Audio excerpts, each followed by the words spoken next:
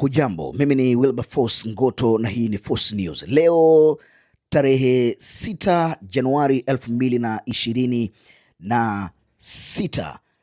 Leo Force News tuangalie yaliyojiri mtandaoni, na tukiangalia taarifa kubwa ambayo imezua mjadala wa moto zaidi huko katika mitandao ya kijamii. Tuangalie taarifa ya askofu wa kanisa la KKKT jimbo la Karagwe, Baba Askofu Kalikawe Lwakalinda Bagonza PhD amezua mjadala mpana baada ya kutoa maoni makali kuhusu sakata la kile alichokiita sinema ya Wakatoliki feki na namna jeshi la polisi lilivyoshughulikia maandamano ya kundi hilo mbele ya ubalozi wa Vatican.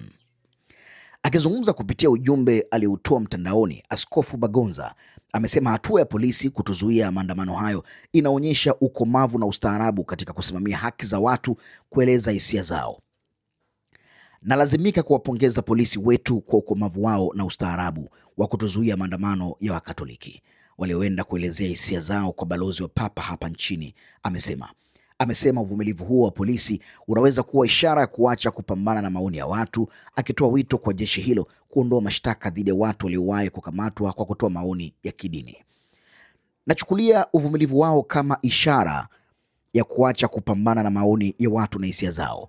Basi wafute hata kesi ya mzee Mwandambo aliyekamatwa kwa kueleza hisia zake za kidini, ameongeza.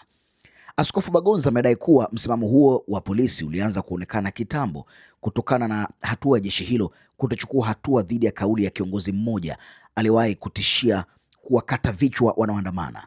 Katika sehemu nyingine ya ujumbe wake, ameeleza kundi lililoandamana kama Wakatoliki wasiojua kusoma vizuri walichokiandaa, akidai walifanya makosa ya msingi kwenye maandamano yao, ikiwemo kuimba nyimbo zisizoendana na imani waliohitaja kuitetea. Wameamua kumwimba mwamba ni Yesu badala ya Bikira Maria, mlinzi wa taifa letu, na wamesahau kuwa Baba Mtakatifu wa sasa anaitwa Papa Leo wa 14, lakini wametimiza haki yao ya kikatiba, amesema. Endapo Wakatoliki halisi watakuja kuandamana mbele ya balozi wa Papa wakitoa tamko kuhusu matukio kama kupigwa kwa Padre Kitima au kutekwa na kudhalilishwa kwa mapadri, basi polisi wanapaswa kuonyesha uvumilivu huo huo waliotoa kwa kundi la kwanza. Katika hitimisho lake, Askofu Bagonza ametumia taswira ya kihistoria na kijamii kueleza mtazamo wake kuhusu chuki dhidi ya kanisa Katoliki. Sisi Wajaluo tunaamini kuwa chuki dhidi ya Ukatoliki inayoendeshwa kwa mikakati mibovu ina nia mbaya dhidi ya serikali kuliko ilivyo na nia mbaya dhidi ya Ukatoliki. Kupigana na Ukatoliki ni lazima uwe na dini nyingine ndani yako inayokusukuma.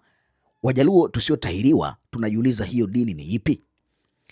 Kauli za Askofu Bagonza zimeendelea kuchochea mijadala mtandaoni kuhusu uhuru wa kuandamana, uhusiano wa dini na siasa, pamoja na nafasi ya polisi katika kusimamia haki za raia bila upendeleo. Jina langu ni Wilberforce Ngoto. Wewe pia tuandikie maoni yako kwenye mtandao huu wa Instagram na kwingineko kokote ambako utakutana na taarifa yetu hiyo katika anwani hii yetu ya Force News TZ.